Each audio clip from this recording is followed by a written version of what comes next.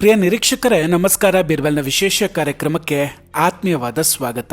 ವೀಕ್ಷಕರೇ, ನಿಮಗೆ ಶಿಶುಪಾಲನ ಕತೆ ಗೊತ್ತಿರುತ್ತೆ ಅಂದ್ಕೊಳ್ತೀನಿ. ಅಂತಹ ಶ್ರೀಕೃಷ್ಣ ಪರಮಾತ್ಮನನ್ನೇ ಬಾಯಿಗೆ ಬಂದಂಗೆ ಬೈಕೊಂಡಿದ್ದ ಹಿರಣ್ಯಕಶಿಪ ಶ್ರೀಹರಿಯ ಮಹಾದ್ವೇಷಿ ಆತ. ಹಾಗೆ ಒಂದೊಂದು ಕಾಲದಲ್ಲಿ ಒಬ್ಬೊಬ್ರು ಇದ್ದೇ ಇರ್ತಾರೆ, ಈಗಲೂ ಇದ್ದಾರೆ. ಅವರ ಜೀವನದ ಉದ್ದೇಶವೇ ಒಬ್ಬರನ್ನು ದ್ವೇಷ ಮಾಡೋದು. ಹಾಗೆ ಸುಮ್ಮನೆ ನೆನಪಾಯ್ತು ಹೇಳಿದೆ ಅಷ್ಟೆ. ಯಾಕೆ ನೆನಪಾಗಿರ್ಬೋದು ಅಂತ ಇಡೀ ವಿಡಿಯೋ ನೋಡಿದ ಮೇಲೆ ನಿಮಗೆ ಗೊತ್ತಾದರೆ ಕಮೆಂಟ್ ಮಾಡಿ ಹೇಳಿ.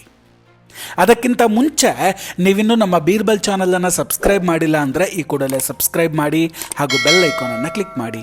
ವೀಕ್ಷಕರೇ, ಒಂದು ಕಡೆಯ ಹೋಪ್ ಇತ್ತು. ಮಾನ್ಯ ಮಂತ್ರಿಗಳಾದಂತಹ ಪ್ರಿಯಾಂಕ್ ಖರ್ಗೆ ಅವರು ಗೃಹ ಮಂತ್ರಿ ಆದಮೇಲಾದರೂ ತಮ್ಮ ಸಿದ್ಧಾಂತವನ್ನು ಬದಿಗಿಟ್ಟು ಇಡೀ ರಾಜ್ಯದ ಹಿತಕ್ಕಾಗಿ ಕೆಲಸ ಮಾಡ್ತಾರೆ ಅಂತ. ಹಿಂಗೆ ಇವರೇ ಹೇಳ್ದಂಗೆ, ನಾನು ಪ್ರಿಯಾಂಕ್ ಖರ್ಗೆ ಎಂಬ ಹೆಸರಿನ ನಾನು ಕಾನೂನಿನ ಮೂಲಕ ಸ್ಥಾಪಿತವಾದ ಭಾರತದ ಸಂವಿಧಾನದ ವಿಷಯದಲ್ಲಿ ನಿಜವಾದ ಶ್ರದ್ಧೆ ಮತ್ತು ನಿಷ್ಠೆಯನ್ನು ಹೊಂದಿರುತ್ತೇನೆಂದು, ನಾನು ಭಾರತದ ಸಾರ್ವಭೌಮತ್ವವನ್ನು ಮತ್ತು ಅಖಂಡತೆಯನ್ನು ಎತ್ತಿ ಹಿಡಿಯುತ್ತೇನೆಂದು ಮತ್ತು ಕರ್ನಾಟಕ ರಾಜ್ಯದ ಮಂತ್ರಿಯಾಗಿ ನನ್ನ ಕರ್ತವ್ಯಗಳನ್ನು ಶ್ರದ್ಧಾಪೂರ್ವಕವಾಗಿ ಮತ್ತು ಅಂತಃಕರಣಪೂರ್ವಕವಾಗಿ ನಿರ್ವಹಿಸುತ್ತೇನೆ ಎಂದು ಭಯ ಅಥವಾ ಪಕ್ಷಪಾತವಿಲ್ಲದೆ, ರಾಗದೇಶ ಇಲ್ಲದೆ ಎಲ್ಲ ಬಗೆಯ ಜನರಿಗೆ ಸಂವಿಧಾನಕ್ಕೆ ಮತ್ತು ಕಾನೂನಿಗೆ ಅನುಸಾರವಾಗಿ ನ್ಯಾಯವಾದದ್ದನ್ನೇ ಮಾಡುತ್ತೇನೆಂದು ಶ್ರದ್ಧಾಪೂರ್ವಕವಾಗಿ ಪ್ರತಿಜ್ಞೆ ಮಾಡುತ್ತೇನೆ. ಹೀಗೆ ಪ್ರಮಾಣ ವಚನ ಮಾಡಿದ ಮೇಲಂತೂ ತುಂಬ ಹೋಪ್ ಇಟ್ಕೊಂಡಿದ್ವಿ, ಯಾವುದೇ ರಾಗ ದ್ವೇಷ ಇಲ್ಲದೆ ಕೆಲಸ ಮಾಡ್ತಾರೆ ಅಂತ. ತುಂಬ ರಾಜಕಾರಣಿಗಳನ್ನು ನೋಡಿದ್ದೀವಿ, ಸಿದ್ಧಾಂತ ಇಟ್ಕೊಂಡು ರಾಜಕೀಯ ಮಾಡೇ ಮಾಡ್ತಾರೆ. ಆದರೆ ಅಧಿಕಾರಕ್ಕೆ ಬಂದ ಕೂಡಲೇ ಹಂಗೆ ಮಾಡೋದಕ್ಕಾಗೋದಿಲ್ಲ. ಅವರು ಇಡೀ ದೇಶ ಅಥವಾ ರಾಜ್ಯದ ಮಂತ್ರಿ ಆಗಿರ್ತಾರೆ. ಆಗ ಈ ಪಾರ್ಶಾಲಿಟಿ ಅನ್ನೋದು ಮಾಡೋಕ್ಕಾಗಲ್ಲ. ನೋಡಿ, ಪ್ರಿಯಾಂಕ್ ಖರ್ಗೆ ಅವರು RSS ದ್ವೇಷಿ ಅನ್ನೋದು ಹೊಸ ವಿಚಾರ ಅಲ್ಲ, ಅದು ಅವರ ಅಭಿಪ್ರಾಯ. ದ್ವೇಷ ಮಾಡಬಾರ್ದು ಅನ್ನೋದಕ್ಕೆ ನಾವ್ಯಾರೂ ಅಲ್ಲ ಇಲ್ಲಿ. ಆದರೆ ಗೃಹ ಸಚಿವರಾದ ಮೇಲೆ ಇರೋ ಎಲ್ಲ ಸಮಸ್ಯೆಗಳನ್ನು ಬಿಟ್ಟು ಇಡೀ ದಿನ RSS ವಿರುದ್ಧ ಮಾತಾಡೋದು ಎಷ್ಟರ ಮಟ್ಟಿಗೆ ಸರಿ? ಇದು ಹೆಂಗಾಯ್ತು ಅಂದರೆ, ಪ್ರಿಯಾಂಕ್ ಖರ್ಗೆ ಅವರು ತಾವು ಗೃಹ ಮಂತ್ರಿ ಆಗಿರೋದೇ RSS ಅನ್ನು ವಿರೋಧ ಮಾಡೋದಕ್ಕೆ ಅನ್ನೋ ಲೆವೆಲ್ಗೆ ಬಂದಂಗಿದೆ.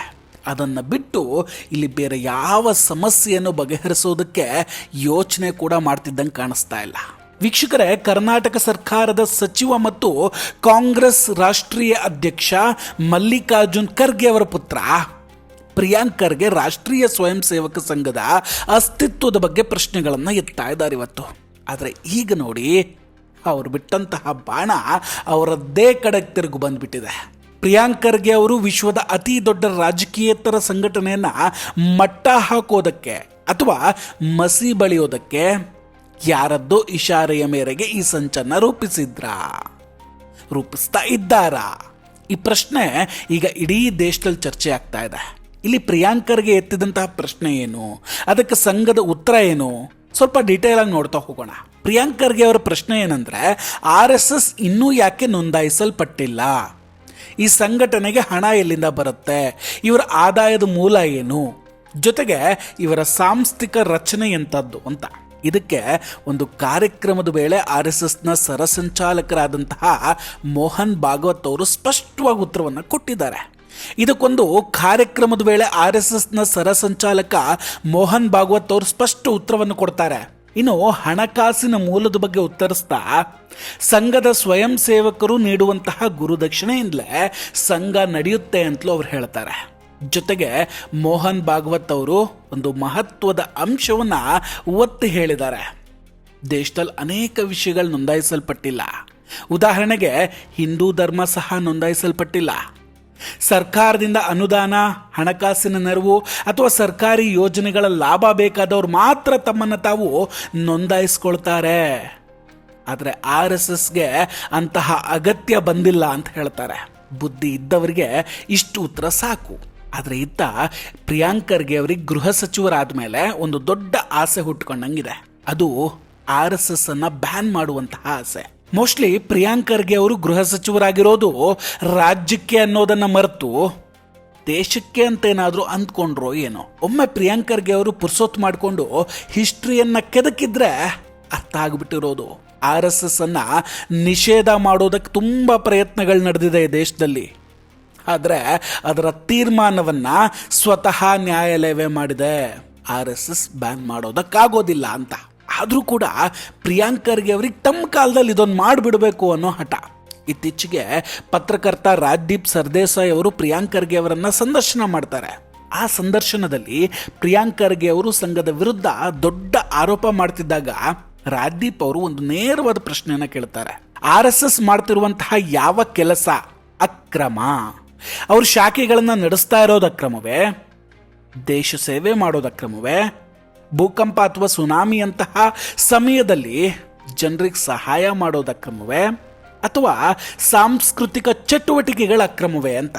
ಮಜಾ ಏನಂದ್ರೆ ಈ ಪ್ರಶ್ನೆಗೆ ಪ್ರಿಯಾಂಕ್ ಖರ್ಗೆ ಅವರ ಬಳಿ ಯಾವುದೇ ಉತ್ತರ ಇರಲಿಲ್ಲ. ಅವ್ರು ಹೇಳ್ತಾರೆ, ಅಕ್ರಮ ಏನು ನನಗೆ ಗೊತ್ತಿಲ್ಲ, ಆದರೆ ಅವ್ರು ಯಾಕೆ ಇನ್ನೂ ರಿಜಿಸ್ಟರ್ ಆಗಿಲ್ಲ ಇದು ಗೊತ್ತಾಗಬೇಕು. ಇದೇ ಹಳೆಯ ರಾಗವನ್ನ ಮತ್ತೆ ಹಾಡ್ತಾರೆ. ಅಂದ್ರೆ ಕಾರಣ ಏನು ಅನ್ನೋದು ಸ್ಪಷ್ಟವಾಗಿ ಗೊತ್ತಿಲ್ಲ, ಅದರ ನಿಷೇಧ ಮಾಡಬೇಕಷ್ಟೆ. ಇದ್ಯಾವ ಲಾಜಿಕ್ಕು? ಇಲ್ಲಿ ನಿಜವಾಗಿಯೂ ಪ್ರಿಯಾಂಕ್ ಖರ್ಗೆ ಅವ್ರು ಆಡ್ತಾ ಇರುವಂತಹ ಮಾತುಗಳೆಲ್ಲ ಅರ್ಥ ಇದ್ರೆ, ನ್ಯಾಯ ಇದ್ರೆ ನೇರವಾಗಿ ನ್ಯಾಯಾಲಯಕ್ಕೆ ಹೋಗ್ಬೋದಲ್ವೇ? ನಿಜವಾಗಿಯೂ RSSನ ಕಾರ್ಯವೈಖರಿಯಲ್ಲಿ ಏನಾದರೂ ಅಕ್ರಮವಿದ್ರೆ ಪ್ರಿಯಾಂಕ್ ಖರ್ಗೆ ಅವರು ಕರ್ನಾಟಕದ ಗೃಹ ಸಚಿವರಾಗಿದ್ದಾರೆ. ಡೈರೆಕ್ಟ್ ಆಗಿ ಕಾನೂನು ಕ್ರಮವನ್ನು ತೆಗೆದುಕೊಳ್ಳಿ, ನ್ಯಾಯಾಲಯದಲ್ಲೇ ಅದು ತೀರ್ಮಾನ ಕೂಡ ಆಗಲಿ. ಆದರೆ ಅವರು ಅದನ್ನು ಮಾಡ್ತಾ ಇಲ್ಲ. ಯಾಕಂದ್ರೆ ಸಂವಿಧಾನದ ಪ್ರಕಾರ RSS ಯಾವುದೇ ಅಸಂವಿಧಾನಿಕ ಕೆಲಸವನ್ನ ಇಲ್ಲಿ ಮಾಡ್ತಾ ಇಲ್ಲ ಅನ್ನೋದು ಅವರಿಗೂ ತುಂಬಾ ಚೆನ್ನಾಗಿ ಗೊತ್ತಿದೆ. ಸಂಘ ತನಗೆ ಸಿಕ್ಕಿರುವಂತಹ ಸಾಂವಿಧಾನಿಕ ಹಕ್ಕುಗಳ ಚೌಕಟ್ಟಿನಲ್ಲೇ ಕೆಲಸ ಮಾಡ್ತಾ ಇದೆ. ಪ್ರಿಯಾಂಕ್ ಖರ್ಗೆ ಅವರ ಈ ಹೇಳಿಕೆಗಳ ನಂತರ ರಾಷ್ಟ್ರೀಯ ಮಟ್ಟದಲ್ಲಿ ಆಂಟಿ ಹಿಂದೂ ಲಾಬಿ ಅಥವಾ ಹಿಂದೂ ವಿರೋಧಿ ಶಕ್ತಿಗಳ ಎಂಟ್ರಿಯೂ ಆಗಿದೆ. ಸುಪ್ರೀಂ ಕೋರ್ಟ್ನಲ್ಲಿ ರಾಮನ ಅಸ್ತಿತ್ವವನ್ನೇ ಪ್ರಶ್ನಿಸಿದ್ದಂತಹ ಕಪಿಲ್ ಸಿಬಲ್ ಈಗ RSS ನೋಂದಣಿ ಇಲ್ದಿದ್ರು ಅದು ತುಂಬ ಶಕ್ತಿಶಾಲಿಯಾಗಿದೆ ಅಂತ ಹೇಳ್ಕೊಳ್ತಾ ಇದ್ದಾರೆ. ಕೇಂದ್ರ ಸಚಿವರು, ರಾಜ್ಯಪಾಲರು, ಉಪಕುಲಪತಿಗಳು RSS ಸಿದ್ಧಾಂತವರಾಗಿದ್ದಾರೆ ಅಂತ ಅವರು ಆರೋಪ ಕೂಡ ಮಾಡ್ತಾರೆ. ಆದರೆ ಇಲ್ಲಿ ಅರ್ಥ ಮಾಡ್ಕೊಳ್ಬೇಕಾದ ವಿಷಯ ಏನಂದ್ರೆ, RSS ಅನ್ನೋದು ಕೇವಲ ಒಂದು ಸಂಘಟನೆ ಅಲ್ಲ, ಅದೊಂದು ಸಿದ್ಧಾಂತ. ಈ ಸಿದ್ಧಾಂತ ಮಾತೃಭೂಮಿಯ ಪೂಜೆ, ದೇಶ ಸೇವೆ ಮತ್ತು ರಾಷ್ಟ್ರೀಯತೆಯನ್ನು ಕಲಿಸುತ್ತೆ. ಯಾವುದೇ ವ್ಯಕ್ತಿ ಈ ಸಿದ್ಧಾಂತವನ್ನು ಅಳವಡಿಸ್ಕೊಂಡ್ರೆ ಅವರು ಸಂಘದವರಾಗ್ತಾರೆ. ಇಲ್ಲಿ ಯಾವುದೇ ಪ್ರವೇಶ ಪತ್ರ, ಎಂಟ್ರಿ ಫಾರ್ಮ್ ಇರೋದಿಲ್ಲ. ಒಬ್ಬ ವ್ಯಕ್ತಿ ದೇಶವನ್ನು ಬಲಪಡಿಸೋದಕ್ಕೆ, ಉತ್ತಮ ಚರಿತ್ರೆಯನ್ನು ನಿರ್ಮಿಸೋದಕ್ಕೆ ಬಯಸಿದ್ರೆ ಅವನು ಸಹಜವಾಗಿಯೇ ಸಂಘದ ಸಿದ್ಧಾಂತಕ್ಕೆ ಹತ್ತಿರ ಆಗ್ತಾನೆ. ಒಬ್ಬ ವ್ಯಕ್ತಿ ಗಾಂಧೀಜಿಯವರ ಸಿದ್ಧಾಂತವನ್ನು ಪಾಲಿಸಿದ್ರೆ ಹೇಗೆ ಆಕ್ಷೇಪಿಸಲು ಸಾಧ್ಯ ಇಲ್ವೋ, ಹಾಗೆ ರಾಷ್ಟ್ರ ಪ್ರೇಮದ ಸಿದ್ಧಾಂತವನ್ನು ಪಾಲಿಸೋದ್ರಲ್ಲಿ ತಪ್ಪೇನಿದೆ? ಆದರೂ ಕೂಡ ಮೊಹಮ್ಮದ್ ಜುಬೇರ್ ಅಂತವರು ಸಂಘದ ಶಾಖೆಗಳ ವಿಡಿಯೋಗಳನ್ನು ಹಂಚಿಕೊಂಡು ದ್ವೇಷವನ್ನು ಹರಡ್ತಾ ಇದ್ದಾರೆ. ಶಾಖೆಗಳಲ್ಲಿ ನಾವು ಹಿಂದೂಗಳು, ಹಿಂದೂಸ್ತಾನ ನಮ್ಮದು ಅಂತ ಹೇಳ್ಕೊಡೋದನ್ನು ಇವರು ಟೀಕೆ ಮಾಡ್ತಾ ಇದ್ದಾರೆ. ಇಲ್ಲಿ ನಾವು ಕೇಳಬೇಕಾದ ಪ್ರಶ್ನೆ ಏನು ಗೊತ್ತಾ? ಈ ದೇಶ ಮೊಘಲರದ್ದೇ ಹಾಗಾದ್ರೆ, ಬ್ರಿಟಿಷರದ್ದ ಅಥವಾ ಅಮೇರಿಕನ್ನರದ್ದ? ಈ ಭರತ ಭೂಮಿ ಹಿಂದೂಗಳದ್ದು ಮತ್ತು ಇಲ್ಲಿನ ಸಂಸ್ಕೃತಿ ಹಿಂದೂ ಸಂಸ್ಕೃತಿ. ಇದನ್ನ ಹೇಳ್ಕೊಡೋದು ಹೇಗೆ ತಪ್ಪಾಗುತ್ತೆ? ನೋಡಿ, ಹಲವು ರಾಜ್ಯಗಳಲ್ಲಿ ಇವತ್ತು ಹಿಂದೂ ವಿರೋಧಿ ಸರ್ಕಾರಗಳು ಪತನ ಆಗಿ ಹೋಗಿದೆ. ಹೇಳ ಹೆಸರಿಲ್ಲದಂತೆ ಧೂಳಿಪಟ ಆಗೋಗಿದ್ದಾರೆ ಅಥವಾ ಜನರ ಬೆಂಬಲ ಕಳ್ಕೊಳ್ತಾ ಇದ್ದಾರೆ. ಉದಾಹರಣೆಗೆ ಪಶ್ಚಿಮ ಬಂಗಾಳದಲ್ಲಿ ಜೈ ಶ್ರೀರಾಮ್ ಘೋಷಣೆಗೂ ಅಡ್ಡಿಪಡಿಸ್ತಾ ಇದ್ರು. ಇನ್ನೊಬ್ರು ಸನಾತನ ಧರ್ಮವನ್ನ ಡೆಂಗ್ಯೂಗೆ ಹೋಲಿಸಿದ್ರು. ಅಲ್ಲೆಲ್ಲ ಹಿಂದೂ ಸಮಾಜ ಒಗ್ಗಟ್ಟಾಗಿ ನಿಂತ್ಕೊಂಡಿದೆ. ಈ ಹಿಂದೂ ಒಗ್ಗಟ್ಟು ಕೆಲ ರಾಜಕೀಯ ಪಕ್ಷಗಳನ್ನೇ ಬೆಚ್ಚಿ ಬೀಳಿಸ್ತಾ ಇದೆ. ಹಿಂದೂಗಳನ್ನ ಹೀಗೆ ಸಂಘಟಿಸುವಲ್ಲಿ ಕಳೆದ 100 ವರ್ಷಗಳಿಂದ ಕೆಲಸ ಮಾಡ್ತಾ ಇರುವಂತಹ ಅತಿ ದೊಡ್ಡ ಶಕ್ತಿ ಅಂದ್ರೆ ಅದು RSS. ಸನಾತನ ಧರ್ಮವನ್ನು ಅಳಿಸ್ಬೇಕಾದ್ರೆ ಮೊದಲು RSS ಅನ್ನ ಕೆಡಿಸ್ಬೇಕು.